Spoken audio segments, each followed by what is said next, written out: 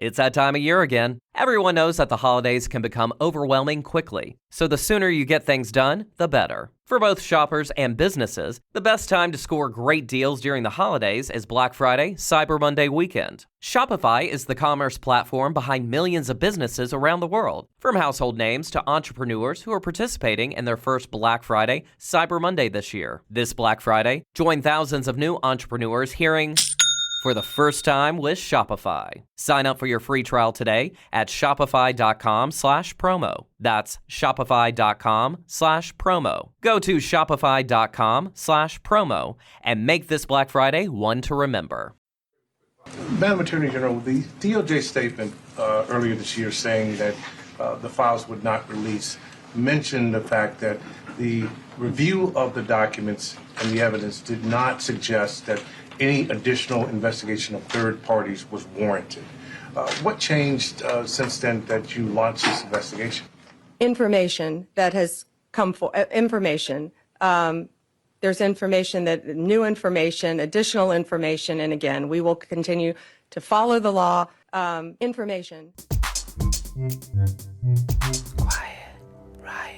Hello and welcome to Quiet Riot Sunday School, the Rennie Deflatine, to our Thursday Big Feast main show. Hallelujah. Hallelujah. I'm Alex. And I'm Naomi. Alex, you're back. You've had an actual week off doing Quiet Riot stuff. Back and talking about bodily gases again. It's like you never left. I've heard all your teasing and all your blaming me for everything while I was away. I did not appreciate it. No, but it was nice to be a punter for a while. Yeah, it is, isn't it? Yeah, it is. And very instructive, actually. Yeah. Because you tune into different stuff you've become accustomed to, but you hear it fresh. Oh my God, bit. are we Quiet Riot institutionalized? How have you been? Good. Lots going on pre-budget at work, obviously, and we had some great polling out showing that reform voters are really keen on wealth taxation, slapping the energy companies and the banks with windfall taxes, putting a wealth tax on those with a net worth of over 10 million.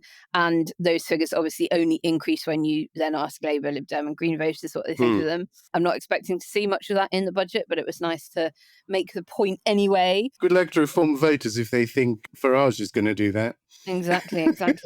So we've sort of not had any easing off as we gallop towards the end of the year. No slowing down at our end at all. Very much slowing down at my end, I have to tell you. My other half wanted to put the Christmas tree up last weekend. I was like, no, it's November.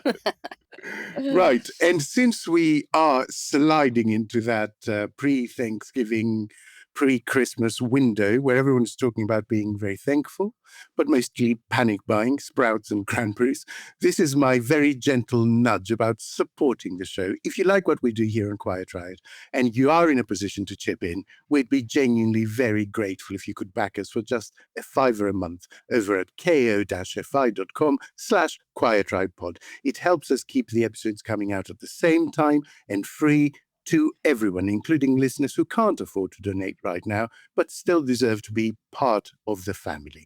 So if you've got a little bit of early holiday generosity just rattling around, we really do appreciate it. And don't forget, you can also visit our bookshop, share the show with a friend, and support us by leaving a review on your preferred podcast platform. So, Naomi, we have got a lot of budget content coming next week. We do. So let's not go into speculation and a lot of talking about that. Good idea. What are we going to dive into this crisp, cold morning? Well, the big story as we record this was the release of the report on the second module of that UK COVID-19 inquiry that has been going on for a long time already, and it covered the core decision-making processes, not just for England and under Boris Johnson's watch, but across all four nations. And Alex, it was pretty brutal. It was. And we've also got much more on Russian influence, Bannon, Epstein, Nathan Gill's sentencing, and of course, the resurfacing of Farage's alleged far-right youth stuff, Nazi rumours, old selfies, weird associations. We could make an entire season, let alone an episode on that. I did my fair share of cringe things at school, Alex. I'm sure you did too, but hopefully neither of us was even a smidgen as dreadful as it sounds young Nigel Farage was at Dulwich College. Yeah, but he grew up into such a fine young man, didn't he? Leopard spots, etc. And speaking of things we could do an entire episode on is, of course, the other big story of the weekend, that so-called Ukraine peace plan approach. You know, the look over there, we want peace. Absolute nonsense. Our cup runneth over, so let's crack on. Quiet, riot. We have taken the right steps at the right time based on the best scientific advice. This was the standard ministerial response to all criticism throughout the pandemic and the years that followed it. Well, the second part of the UK COVID-19 inquiry report dropped yesterday, and it says otherwise. Baroness Heather Hallett, who chaired the inquiry, doesn't pull any punches. She describes the UK government, not just Westminster, but devolved administrations in Scotland, Wales and Northern Ireland, as having repeatedly acted too little, too late. One of the most cutting indictments is about the culture at the very heart of government. Downing Street under Boris Johnson is painted as, I quote, toxic and chaotic. According to the report, Dominic Cummings, Johnson's powerful advisor, materially contributed to that environment. His behavior, abrasive, sexist, misogynistic even, poisoned the atmosphere, Hallett says, inside Number 10, creating fear, mutual distrust, and a culture where the loudest voices drowned out everyone else. Hallett is very clear that this wasn't just workplace stresses. She says decision-making suffered directly because of it. And in a moment that may make people's blood run cold, she points out that Boris Johnson repeatedly failed to restrain Cummings, even though the culture Cummings helped create was fundamentally undermining the Prime Minister's own leadership. Hallett strongly criticises all four UK governments, but says of the devolved administrations that they were too reliant on the UK government to lead the response, rather than doing their own robust planning. While Scotland, Wales and Northern Ireland are not blamed in exactly the same way or extent as Downing Street, Hallett's report clearly does believe their responses lacked urgency and independent thinking. So let's set this up, Naomi. The inquiry modelled what lockdown measures would have done if they'd come in just a week earlier. Yeah. What did it find? Alex, I knew it was coming, right? So I had two staff who, one had a child in Paris, so would commute over in the week and go home at weekends to be with their kid, and one who was from Belgium and who didn't really have any family infrastructure in the UK. And in February, I told them both to go home and work from home because I was so worried that we would close borders and they'd get stuck in the UK and away from the people they needed to be with. And we did dress rehearsals. We were among the first organisations, I think, in the UK to do full dress rehearsals using Zoom, signing up to that account. Remember, everyone used to use Skype. No one had even heard of Zoom. And it was just so clear. You could see the creep of this thing coming across from Asia. We'd had the incidents in Italy at the ski resort and someone had come back to the UK with it, etc. And so we effectively partially locked down when the UK government should have bloody well done so. And what Hallett has found is if the lockdown measures had even come in a week sooner, let alone several weeks sooner as it probably should have. So if it had locked down on the 16th of March 2020 rather than the 23rd of March 2020, around 23,000 fewer people might have died in that first wave in England. That is shocking. And that doesn't even begin to scratch the surface of the number of people left devastated by the disease who didn't die. And what was Boris Johnson doing at the time? Let's have a little listen. Victoria MacDonald from Channel 4 News. There's been a bit of confusing advice about things like shaking hands. Yes. And I'm intrigued to know whether you've developed a personal policy yourself. No, I can tell you that I'm shaking hands. I was at a hospital the other night where I think there were actually a few coronavirus patients, and I shook hands with everybody. You'll be pleased to know, and I continue to shake hands. And I think it's very important that people obviously can make up their own minds. I think that. You may remember I was in Greece. To rewind a little bit, I spent Christmas and New Year with my sister in Norway, and they have two Chinese friends, both doctors, that work in Norway. And I remember them telling us at the New Year's Eve party about this frightening new disease that was sweeping Wuhan, and that they had to sanitize door handles and things like that. And everyone was very, very scared. So it was sort of on my radar quite early on.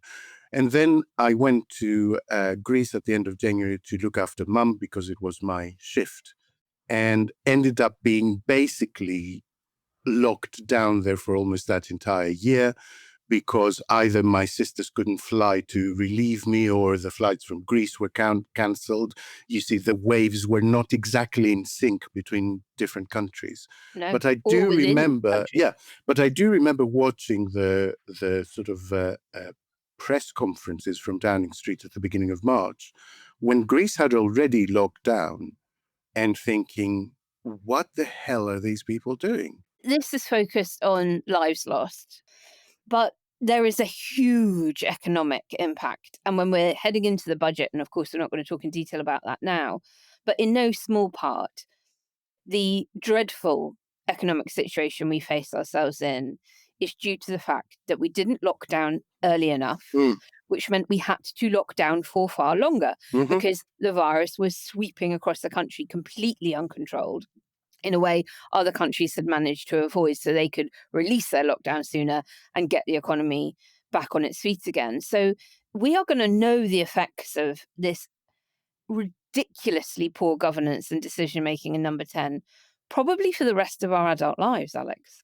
The findings about the lockdown in March, I think, are capturing the headlines because they are so incredibly emotive. Everyone I know lost someone in their family or has someone with long COVID.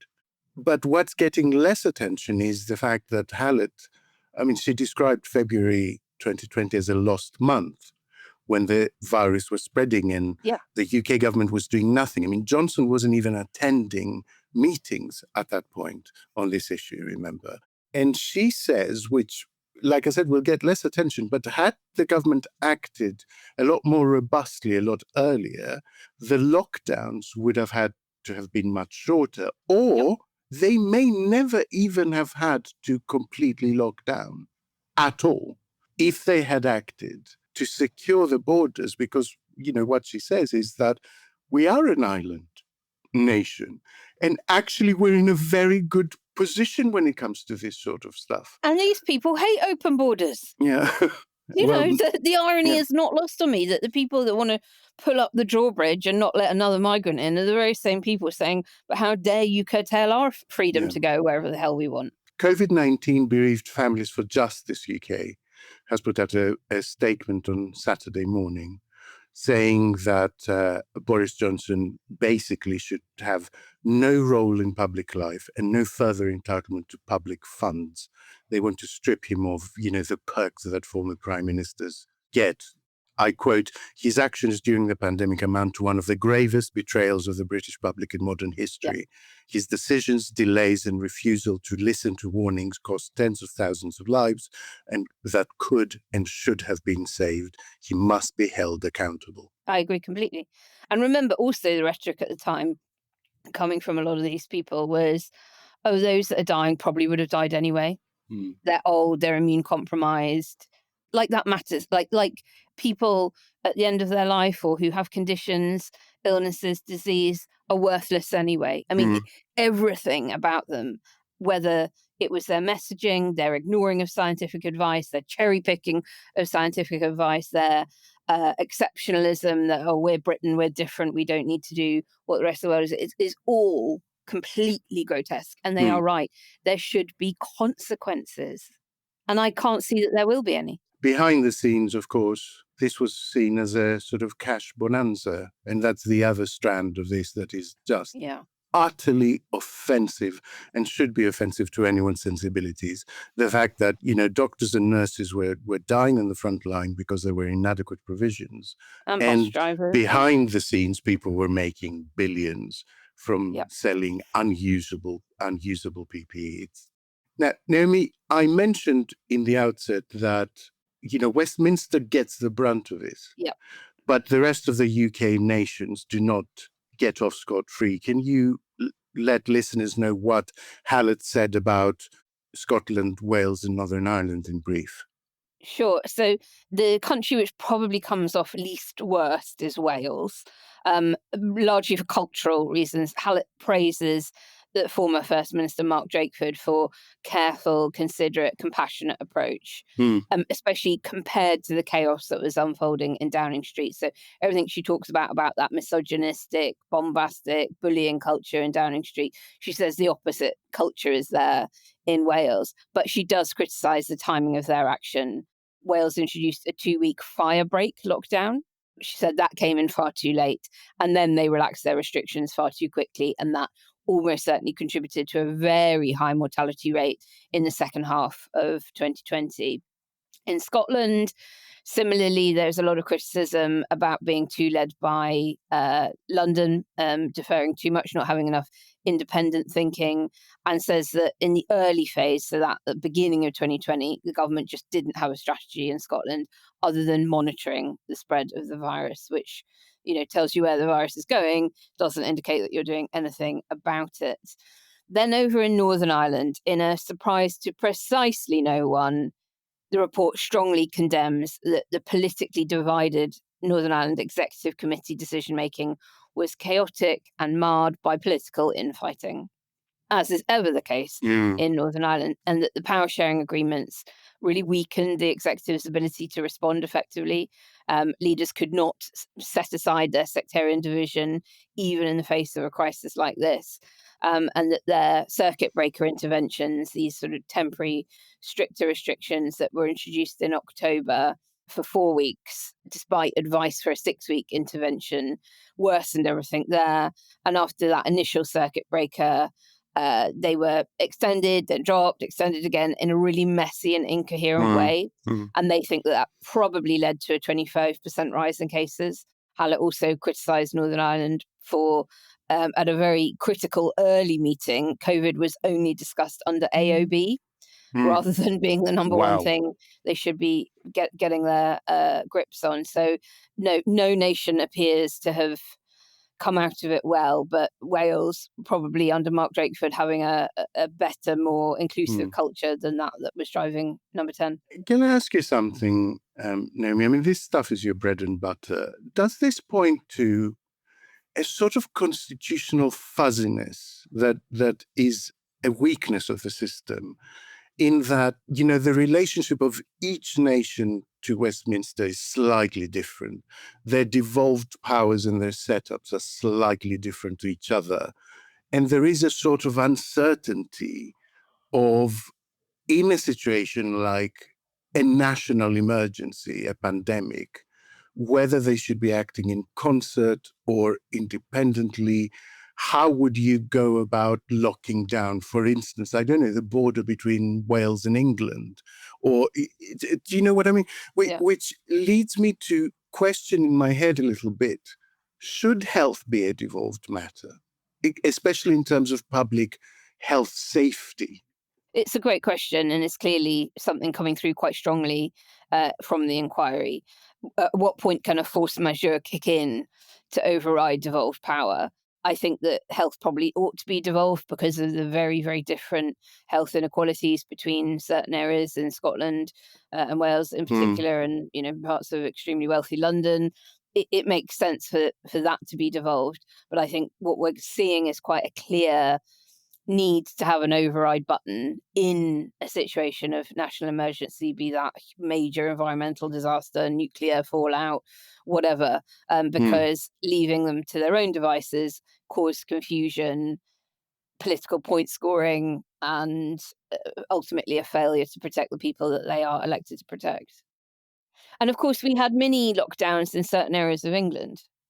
There were parts of the northwest that were put in fortnight lockdowns when the rest of the country weren't, and that caused all sorts of political tension, Metro mayors lobbying Westminster to not have that and things like that. So no one's saying this stuff is easy. Of course it isn't. By definition, it is terrifying and extremely difficult to coordinate. But the total lack of pandemic preparedness, the continuing lack of it, frankly, we all know there will be another pandemic, but the lack of preparedness and the continuing lack of preparedness is what should be at the forefront of public health officials' minds now. So that's the question, right? Because the point of the inquiry was to learn lessons.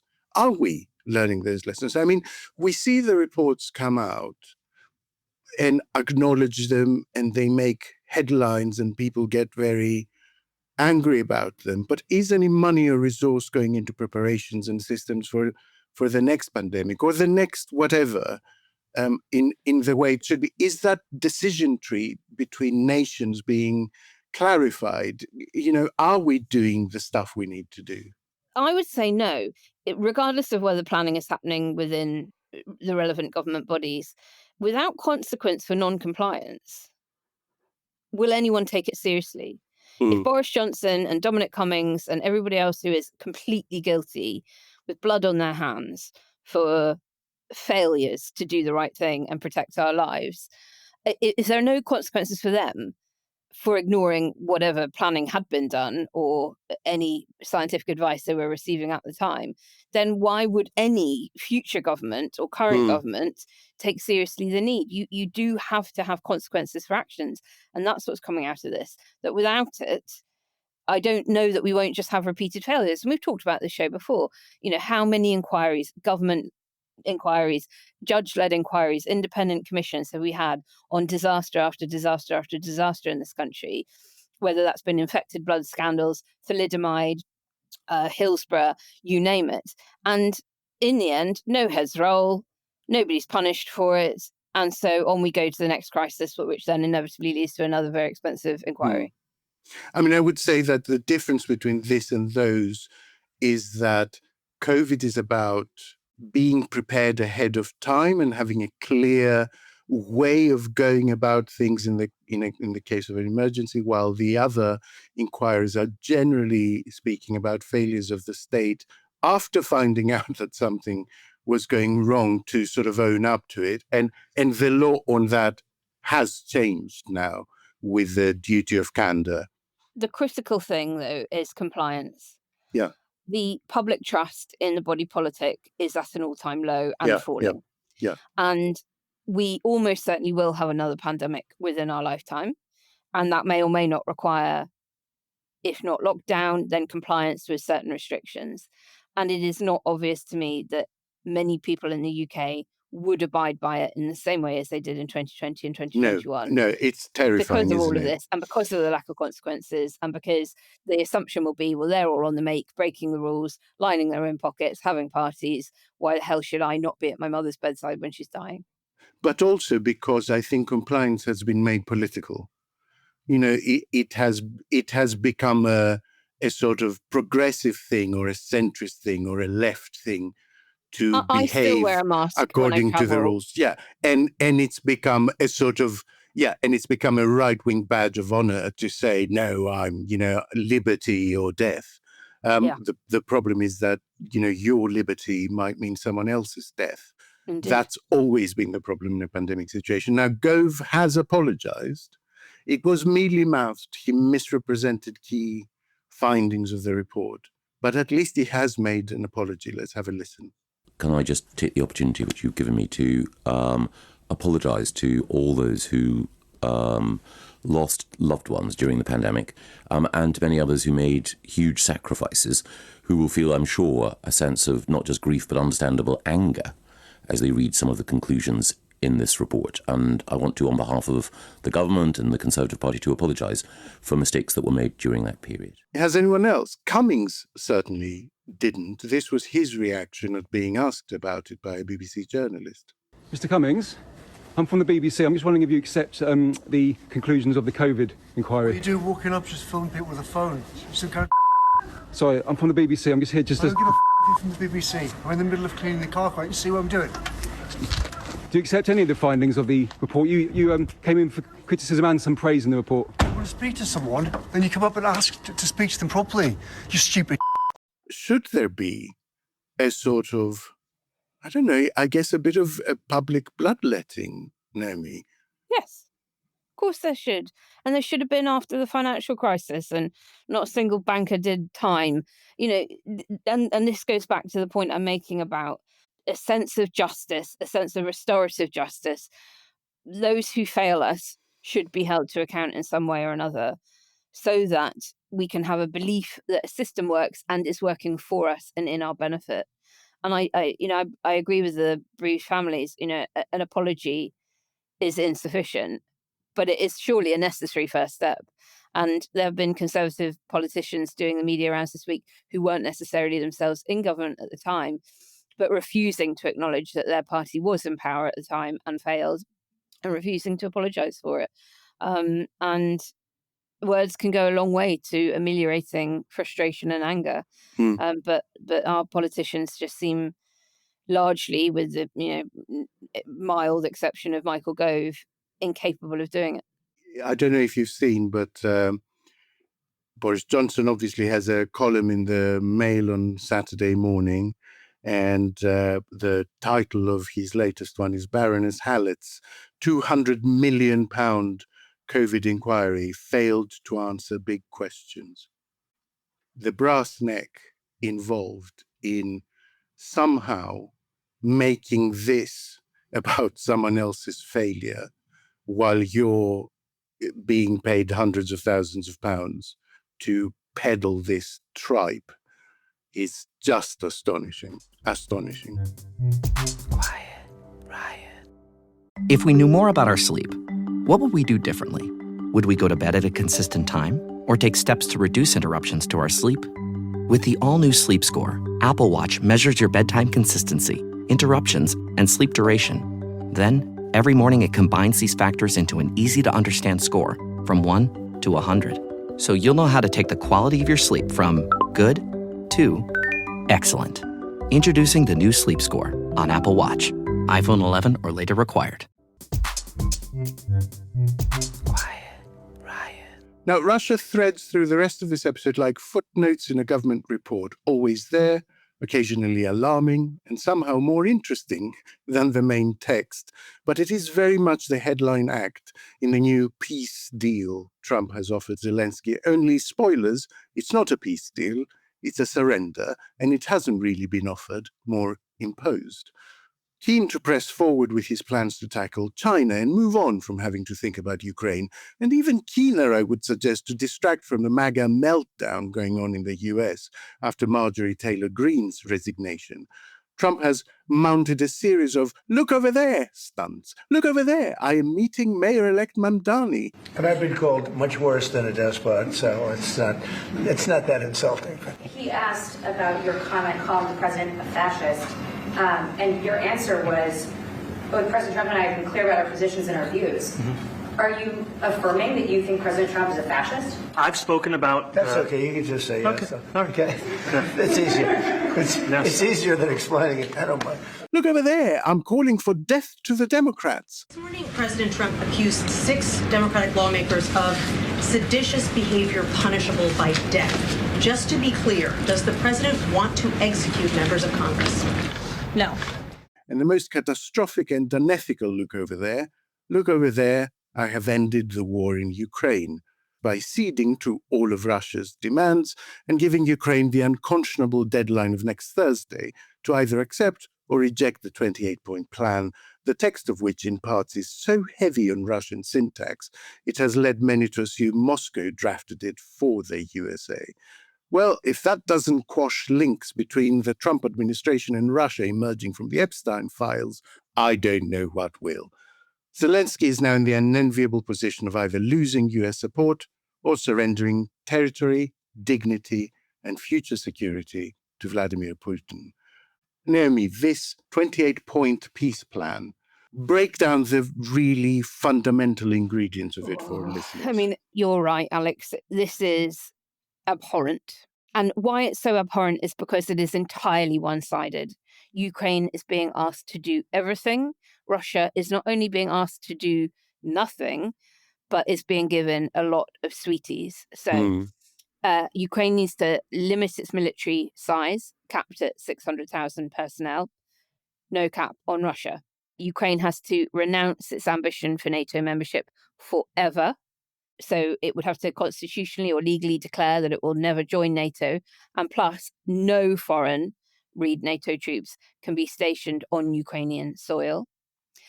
Security guarantees. The Ukraine is meant to receive US Western security guarantees, but critics are saying that these are extremely vague and weak. They've got to freeze the front line, but not only freeze it, so Russia keeps Crimea and the territory it has gained within Ukraine, it will also get some extra areas, Luhansk and Donetsk region, so increasing their foothold. There's going to have to be a non-aggression pact, so a broad non-aggression pact between Russia, Ukraine, and European states being put on the table. And then there's this really egregious bit about the economics of it all. So part of the plan involves using frozen Russian assets to help rebuild Ukraine. But under Trump's plan, $100 billion of frozen Russian money will be put in a fund from which the USA would claim half of the investment profit. So effectively turning that into a profit-making venture for the USA, not a grant, not a loan, actual revenue raising. And of course, that raises huge questions about the US trying to cash in on Ukraine, and politically whether Europe is ever going to be able to go along with such a deal. And then finally, there's a big thing around elections, and the proposal that's been leaked reportedly includes a requirement for Ukraine to hold elections within 100 days of signing. No such request being made of Russia. This is all for Russia. This is an absolute embarrassment for Ukraine to have to even consider. And my strong view is that it should be Europe that pushes back, including the UK, rather than leaving Ukraine to be the one to say, fuck off. Will they? I don't know. Ursula von der Leyen did do a tweet saying that they discussed it, that Ukraine will be, must always be involved in anything that determines the outcome of Ukraine. And that clearly, the bit she didn't say was that Ukraine have had no input into drafting this whatsoever. And referencing her bilat with Keir Starmer in South Africa to say that, we had talked about it, nothing at all from the UK. What we've got to remember is that this is an attack on Europe because the Ukraine is our first line of defense against Russia. Yeah. And so Trump is asking people in the UK, France, Germany, Netherlands, Spain, Italy, Portugal to accept that we will have far fewer tools against Russian aggression. And that is why it should be us leading the pushback.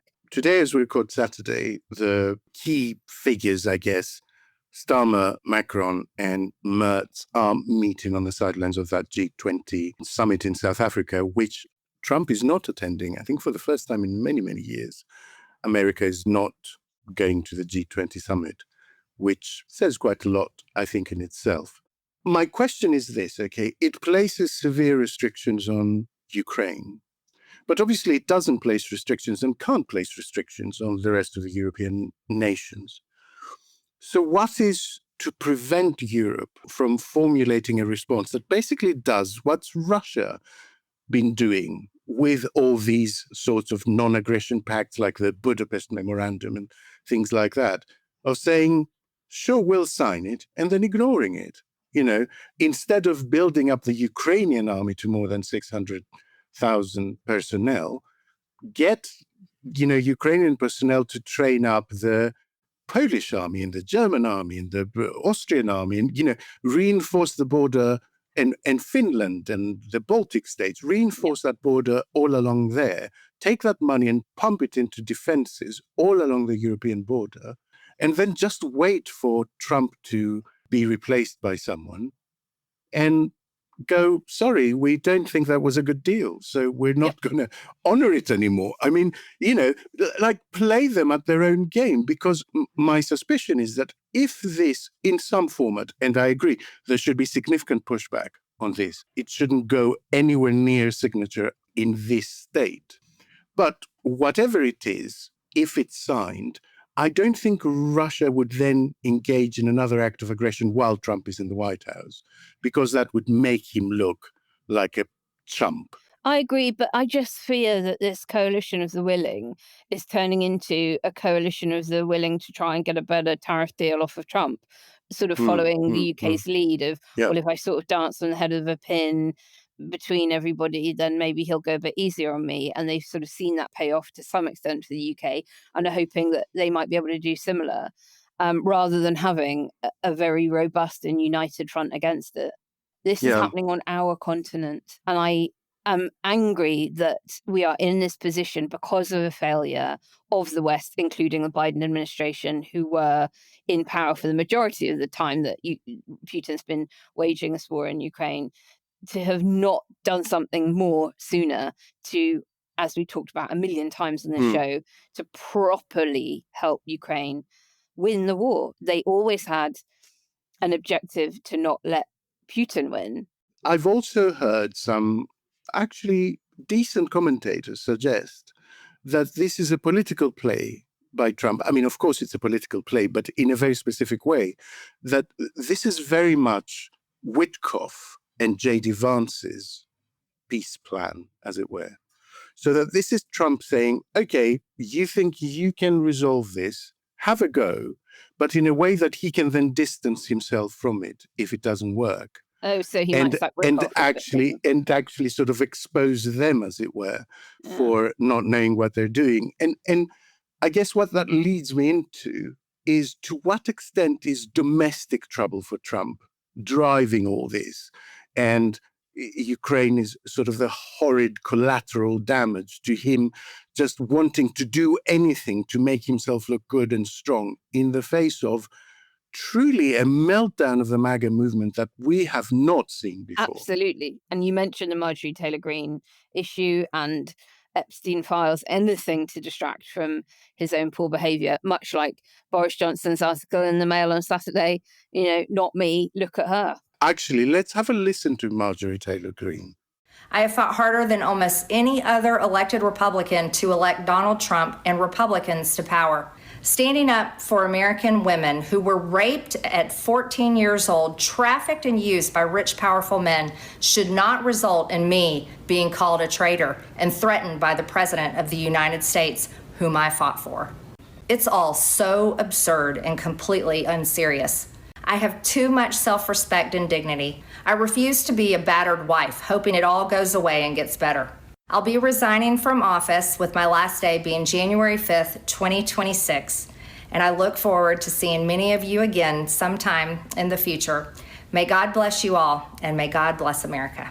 I don't think the MAGA movement has faced as serious a moment as this since the 6th of January, when there were a lot of dissenting voices saying, we really can't have this. And to have someone as central to Trump's support, as core a member of his first administration, actually, as Marjorie Taylor Greene, kick off in such a big way. I mean, she has a following. Yep. She has a following independently of Trump. She has a following in the most conspiracy-driven corners of the MAGA movement. And she has a following, I think, in a lot of YouTubers and podcasters that sit behind the strength of the MAGA movement. So it feels to me like Trump will feel this. This will hurt him at the ballot box and out there in the country. What do you think? I agree. And I also think that he knows Mamdani is hurting him, which is why we had this most ridiculous press conference between the two of them, where Trump was almost kissing Mamdani's ass. I mean, really taking some fierce criticism on the chin when journalists are putting to him things that Mamdani has said about him, like calling him a tyrant. This is a man who clearly knows he's in a relatively, for him, vulnerable position, trying to make allies across the board in the USA, because his MAGA movement underneath him is beginning to crumble, and crumble fast. He loves winners, doesn't he? He does love a winner. He loves winners, and he has to somehow rewrite history. The last sentence of this can't be Trump endorsed Cuomo, who lost disastrously. Yeah. The last sentence of this has to be that Trump was somehow buddies with the person that won. And this is why the West needs to get its act together and support Ukraine so that Zelensky can emerge as a winner and Trump can get behind him. Now, over our sister podcast, Behind the Lines, Arthur Snell is doing a deep dive episode. It's going to be out first thing Tuesday morning. So the bulk of analysis is going to be covered there. Do make sure that you're subscribed to Behind the Lines so that you don't miss real experts talking about all of this. However, Alex, sticking with Russia, next up, Nigel Farage's old friend takes Russian money, parrots Kremlin talking points, and now he's going to jail. You do not need a spy thriller writer to understand this one. Probably just an old UKIP membership list. Former Reform UK Welsh leader and former MEP Nathan Gill has been sentenced to 10.5 years in prison, of which he will serve at least half. He admitted taking bribes from pro-Kremlin Ukrainian politician Oleg Voloshin to make pro-Russian statements in the European Parliament and on media outlets. So this isn't just lobbying gone wrong. This is a full-on influence operation. Alex, talk us through what he actually did and has been sentenced for. According to the judgment, Gill asked basically scripted questions in the European Parliament, gave speeches like word for word what he was told to say, did interviews on pro-Russian media, like 112 Ukraine and RT, all in exchange for cash, straight up. The judge said that his conduct, and I quote, fundamentally compromised the integrity of the European Parliament. So he's been convicted under the Bribery Act. He's the first politician to be jailed under the Bribery Act. He's pleaded guilty to 8 charges of bribery. So this is not, political influence. This is not, as you said, lobbying gone wrong. This is straight up, here's some cash for you to use your platform, your position, your influence as an elected representative to basically be a mouthpiece for Russia. This is serious stuff. Yeah. And what is even more serious is that there are a number of other MEPs from that period who have made identical statements almost in the European Parliament on pro-Russian media, etc., etc. So, I mean, the old adage goes that one rotten apple spoils the whole barrel. So how likely is it that other reform officials, or even Farage himself, are similarly compromised? Well, exactly. I mean, Gill is hugely part of the Farage ecosystem, and tons of clips have emerged over the weekend from days gone by where Farage talks about his wonderful leadership, his close ally, his close friend, his wonderful colleague who's delivered all these wonderful results in Wales, etc.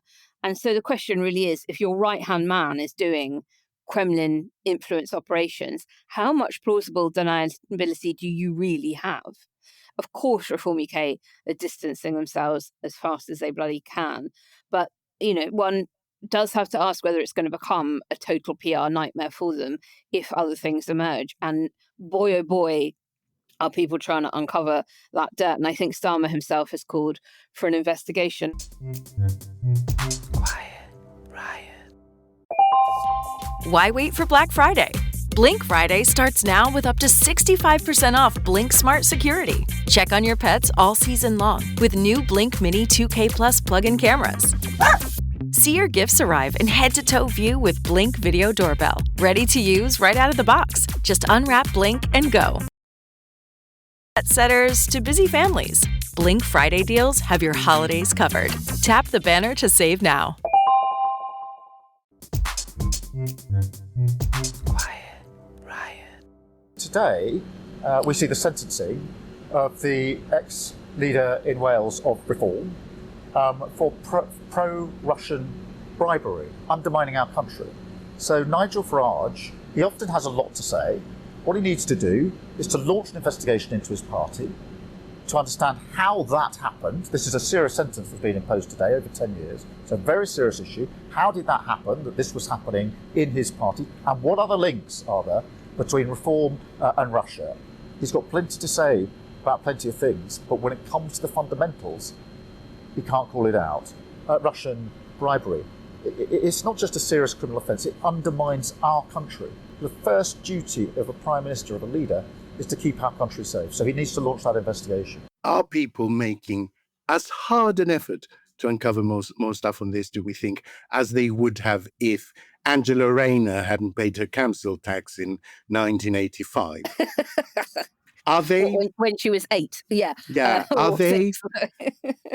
Do you know what I mean, though? Of course they're not. I mean, investigative journalists on the side of the angels are digging extremely deep on all of this. And, let's not forget that people like Carol Cadwallader have been at this for years and years and years, trying to expose the link. And actually, former Russian citizens who are now refugee in the UK have themselves talked about the intense links between the Conservative Party as well as Farage's operations and various different parties over the years have had with the Kremlin. But no, you're right. The full force of our media estate really ought to be making much more effort to uncover who is linked to whom. Now, Alex, overlaying all of this, of course, there is the Bannon-Epstein angle. Newly released messages apparently show Epstein giving daily strategic advice to Steve Bannon, while Bannon and Nigel Farage were busy building a far-right network in Europe. So a lot of people have been saying that the real damage in the Epstein files is not about unlawful sexual acts and personal friendships, but the extent to which they reveal this web of relationships and interdependencies between the Russian regime and Bannon Epstein. What do we know? I would direct people to two sources, basically. Lev Parnas is the Soviet-born US entrepreneur. He was very tight with Rudy Giuliani before, and he became quite a central figure in the sort of Trump-Ukraine scandal. He was actually convicted of campaign finance crimes, offenses related to illegal donation to Donald Trump's 2020 campaign. He was sentenced to 20 months in prison. And, he was part of that effort to pressure Ukraine to investigate the Bidens, all of that stuff. And since then, since he was basically hung out to dry, he has obviously flipped and has become a whistleblower, really, from inside that operation. And then Joe Walsh is a former Republican congressman who became a very vocal critic of Donald Trump and has since joined the Democratic Party. He was actually a primary challenger against Trump in 2020 for a short while. And he has a podcast, and him and Parnas get together quite a lot to discuss this stuff. And I think the value of this is that we are hearing two insiders from the Republican Party and the MAGA movement, respectively, talk about this stuff. So let's have a little listen. When you look at Trump right now, does he look as strong as he was, or do you think he's been weakened? Oh, no, he's been weakened 100%. Let's call a spade a spade. You got Bannon running around talking about that they're going to jail and criticizing Trump. And you got Laura Loomer going after Trump. You have Trump, Marjorie Taylor Greene, Bobart, all of this. Nancy Mace losing it. You have Tucker Carlson bringing in Fuentes, white supremacists and gropers on that Trump's now defending out there because he's scared to lose. The base is in disarray. They're all over the place. They're at each other's throats. You got Candace Owens, and all of these people, you got to understand, have huge platforms. Joe Rogan is now walking back of some, all of this. You have all of this going on. Lev, does Trump and Trump's inner circle, do they know the coalition's kind of cracking up a little bit? Oh yeah, that's why they're trying to change the narrative. That's why they're trying to get away from this Epstein thing. So because it's their kryptonite. People don't know why he's so scared what's in the Epstein files. It's not about what he did criminally. And again, that's not to say he didn't do criminal stuff. What I'm saying to you is, again, getting back to what Trump is really scared that's in some of that stuff is the dossier of what Russia's compromise really is on Donald Trump. Oh, wow, that's fascinating, Lev. Explain that. Okay, so because what we've seen in some of the emails, we're concentrating a lot on the sexual stuff, but some of those emails are linking, like you see where he's talking about that Epstein was being with Viktor Churkin, who was the ex-ambassador to talking about how Lavrov. This is in 2018. There's another email there about where Epstein and his brother are sending memes to each other. There was a meme sent said that, do you know if Bannon gave Putin the picture of Trump giving Bubba a blowjob? And media is all over who's Bubba, right? Like they care about who, and that's the whole thing. But the most important thing in that media wasn't about that, a picture of Trump, if that's real or who's Bubba. The fact that in 2018, Epstein is talking to his brother, no reason to lie to each other. They're on an email about Bannon handing over information to Putin. So now we have a link with Bannon to Putin, 2018, handing stuff on Trump. Basically, what they're saying is that the point of the emails was never really about the sex. That wasn't the vulnerability that the White House was trying to obscure and hide in the documents. The most damaging thing is these emails going on that, they were in direct contact with the Kremlin throughout this time, and also sort of running this influence network for the alt-right, as it was then, organizing all across Europe. And setting up these dark money structures that people like Peter Gagan write about, 501c4 non-profits, figuring out how to keep funding as opaque as possible, as difficult to link between groups as each other. And Farage gets named too. Epstein was allegedly in a political machine with Bannon, helping build a transatlantic web of far-right actors. So this is really not just about fundraising, but kind of deep political engineering, isn't it? Yeah, and what you end up with really are not that many dots to connect. We're talking about 4 dots now. The network is becoming really quite crystal clear. What is emerging is the fact that there was a direct influence operation going on from Russia that was basically funneling information, compromat, money through particular people that was then helping other people set up parties, gain influence, and there are questions to answer here. There are serious questions to answer for people like Farage, for people like, for parties like the AfD, for Marine Le Pen in France, because they constantly gravitated around figures like Bannon. And Bannon seems to have been that connective tissue. I think there are serious investigations to be done. And the fact that we're not doing them, Starmer has now asked for a proper inquiry into the links between Farage and Russia. But really, we should have been on this, as you know very well, since Brexit.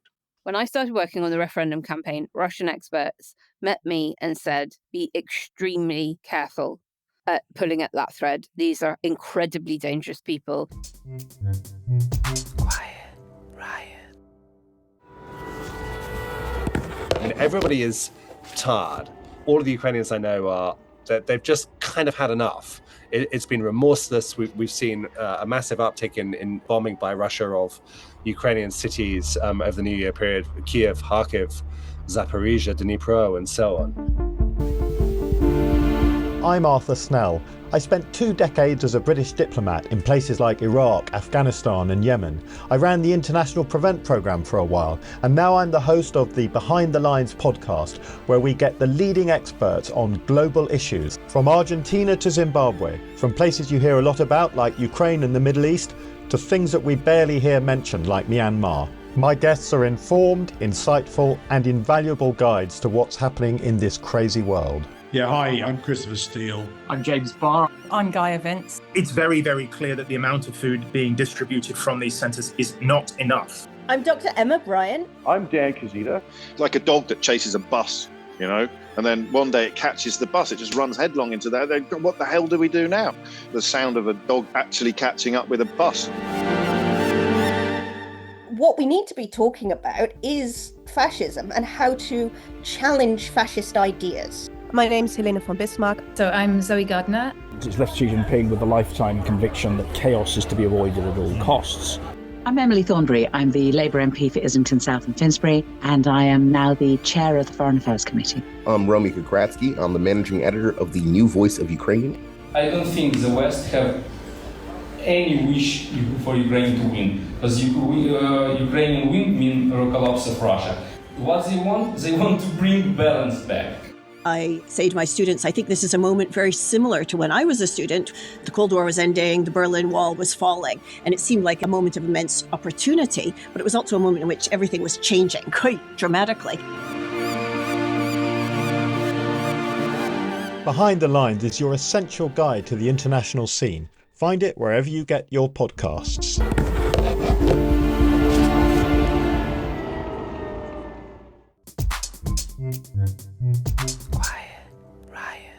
Alex, sticking with Farage, there's also this resurfacing of his alleged far-right youth, with people digging into his past and trying to connect even more dots. The fact that it's coming up in the context of Nathan Gill's conviction and these big geopolitical influence stories makes it feel far less like nostalgia and more like a larger pattern, a bigger pattern at play. One of Farage's contemporaries at the elite South London Dulwich College School that they went to, Peter Edgree, has said, once he found out I was Jewish, that was it. I have this incredibly clear memory of him persistently heckling and hectoring me as a Jew. He'd kind of come up to me wherever we were, might be in the classroom, it might be in the school grounds, and he'd say things like Hitler was right and gasm and the sound of gas escaping, basically. Just fucking hell. Can we just... Sorry. It's gallows humour to laugh at it, because I know, this is the man that could be Prime Minister. But brackets here, right? We're not talking about the youthful indiscretion of someone who has then had a very different job or a different trajectory in public life. Or, it's not the same as Prince Harry wearing a Nazi uniform as a fancy dress. What we're talking about here is the Nazi youth past of someone who actively advertises racist and fascist policies right now and has done so for decades. When someone shows you who they are, believe them the first time. Yeah. I've got a fun hypothetical for you then, just to bring a bit of gallows humour into an otherwise incredibly depressing episode. Alex, if you were running for Prime Minister, what would be the most embarrassing thing that could surface from your school days? Like, I bet you wrote some incredibly cringe haikus or two in your time at school. Oh, God. Well, I was a member of Communist Youth. That's pretty embarrassing. Funny. How old were you? I was like between 15 and 17. I'm not saying that because I'm ashamed of the politics of it. The politics of it is perfectly honorable for a 15-year-old to explore.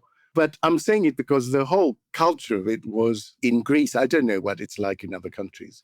But in Greece, it's basically a hub for everyone from anarchists to goths to sort of get together and complain about the state of the world and the state of the country. But they're also, or were at the time, very homophobic. Yeah. Because they're set up along principles of Che Guevara's ideal man. And they're very misogynistic, actually, and very homophobic. And so that would be my shameful secret, I guess. I mean, I have to say, I was a really, really good kid until I was about 15 and a half.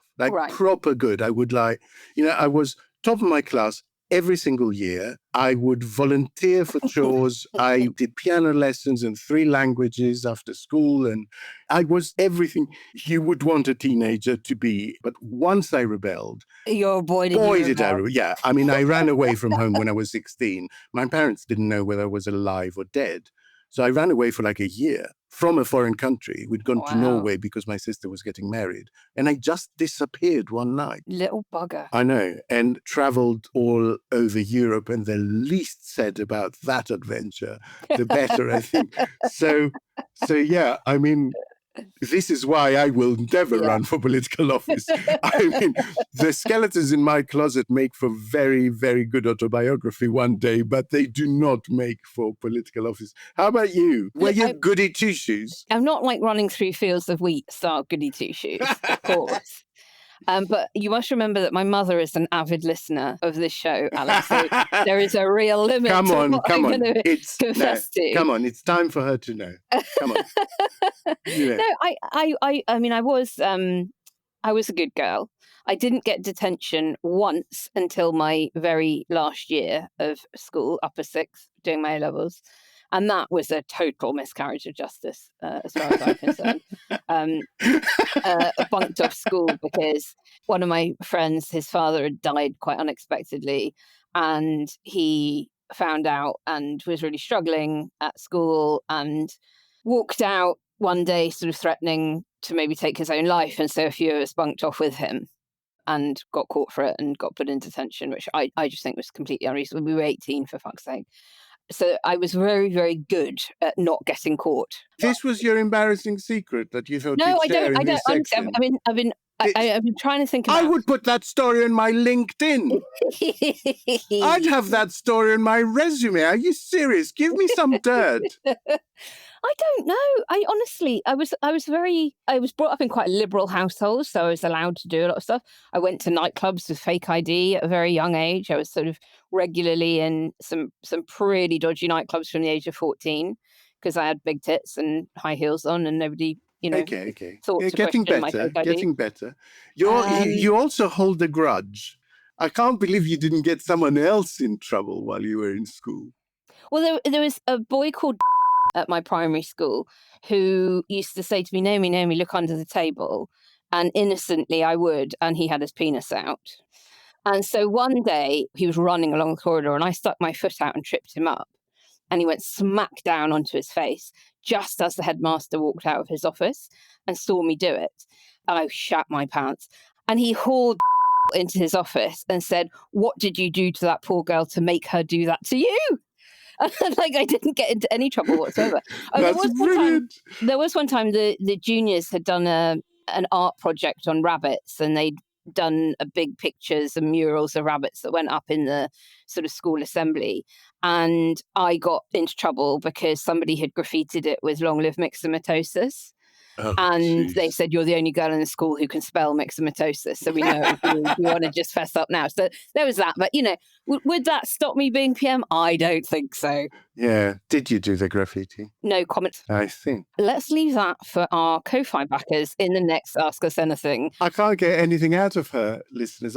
These are the youthful indiscretions of Mother Teresa. I've barely scratched the surface of that journey across Europe. All right, Alex, here we go. Let's do a dedicated Ask Us Anything session for our Ko-Fi backers in the new year, where they can get us to spill the real dirt.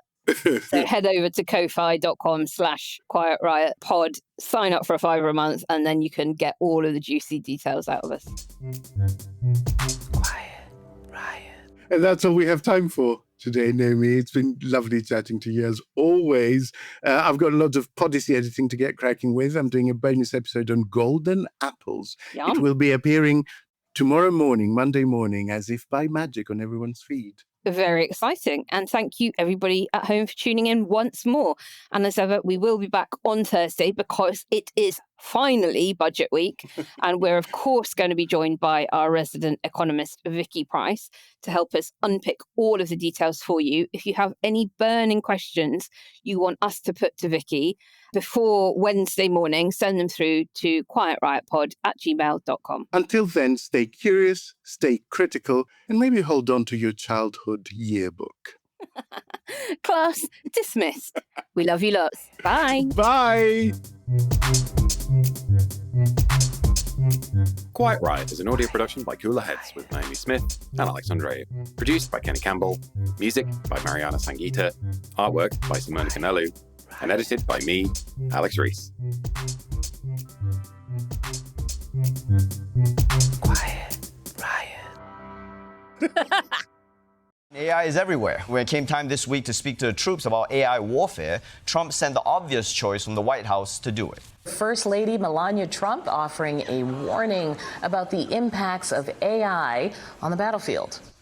Good afternoon, Camp Lejeune. It has been a memorable day and an honor to meet the men and women of the United States Marine Corps. Last week, the Marine Corps celebrated 250 years of service, 2.5 countries of courage, centuries of courage, tradition, and excellence. Marine Corps Air Station New River serves as a leading site for aviation, seamlessly combining state-of-the-art aircraft, training, and response capabilities along the east coast of the United States. Artificial intelligence is propelling America's military into a new era. The shift from soldiers to machines is already underway. Autonomous helicopters, swarming drones, and recon aircraft are here now. Fighter-less jets and autonomous bombers are on the way. Happy Thanksgiving. Thank you.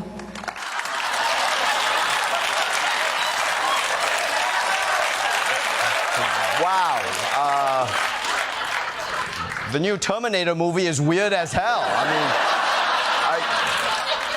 I can't even tell if she's for or against this future. Hey, Ryan Reynolds here, wishing you a very happy half-off holiday, because right now Mint Mobile is offering you the gift of 50% off unlimited. To be clear, that's half price, not half the service. Like, Mint is still premium unlimited wireless for a great price. So that means a half day, yeah? Give it a try at mintmobile.com/switch. Upfront payment of $45 for 3-month plan, equivalent to $15 per month required. New customer offer for first 3 months only. Speeds slow after 35 gigabytes if network's busy. Taxes and fees extra. See mintmobile.com.